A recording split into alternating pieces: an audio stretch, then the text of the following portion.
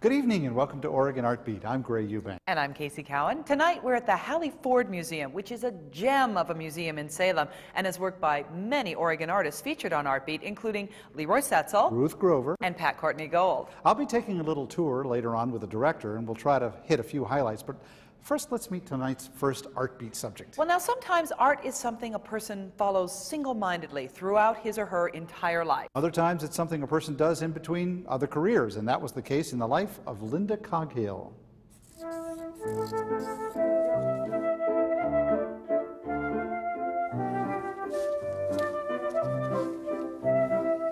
At an age when most people are thinking of retiring, Linda Davis Coghill is going full steam ahead in her career as an artist. Her mixed media pieces, utilizing old photographs, are winning spots in juried shows all over the country. Linda always enjoyed art, but she wasn't necessarily driven.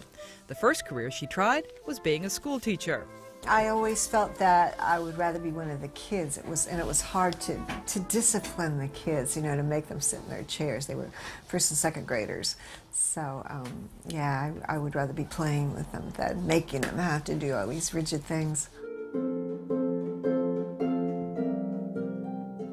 Then she studied ceramics and spent 12 years as a potter, finding a good amount of success.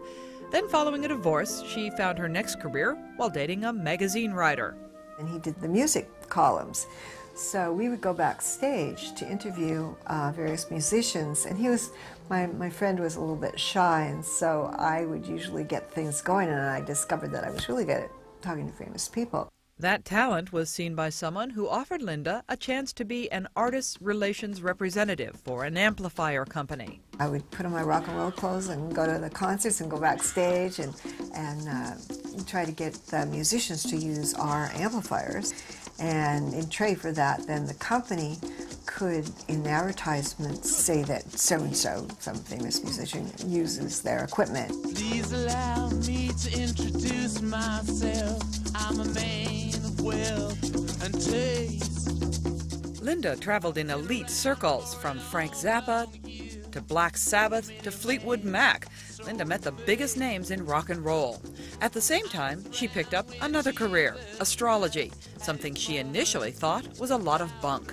So I thought it was ridiculous. And I didn't want to hear about it anymore, so I thought, well, I'm going to disprove this whole thing. So I started reading about it, and the more I read, the more I became intrigued and was convinced that, yes, indeed, this is a science. In fact, it was her astrology that led her back to her art. Retired from the rock and roll scene, she noticed something in her own chart. Astrologically, I had a really happening time coming up. I mean, it had to do with career. Had a lot of energy, a lot of focus, a lot of good luck around it. And I thought, I need to plug in something to it. So I thought about it, and I thought, I'm going to go back to doing art.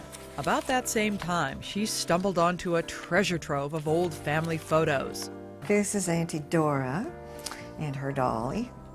Linda decided to incorporate her past into her future art.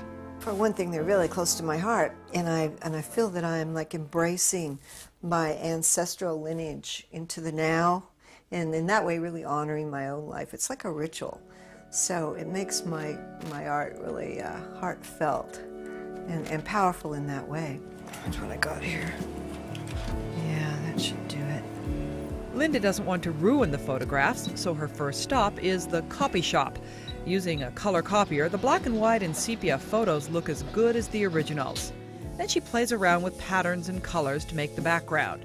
Using archival glue so they'll stand the test of time, Linda adds the photographs and other scraps of paper, such as sheet music or handwritten letters.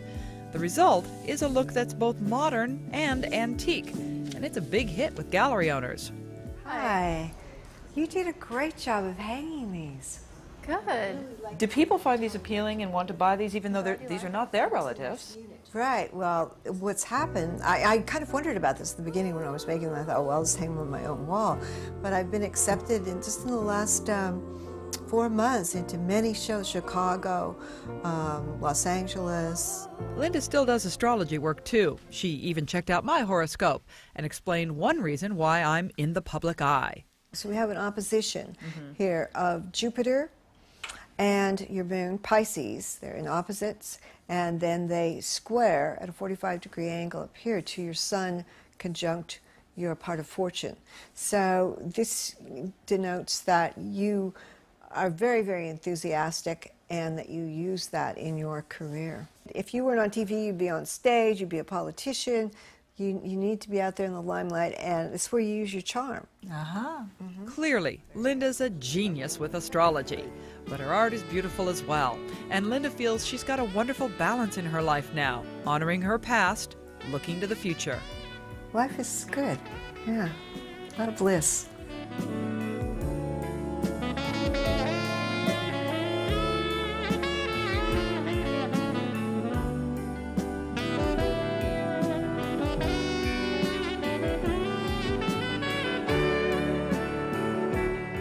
Linda continues to find success with her art. She's been accepted into more juried shows and has designed 2 CD covers.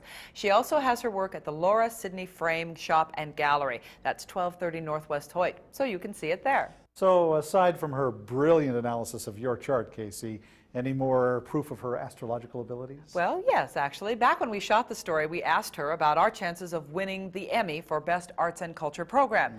She said the aspects were quite favorable, and as you know, we did win.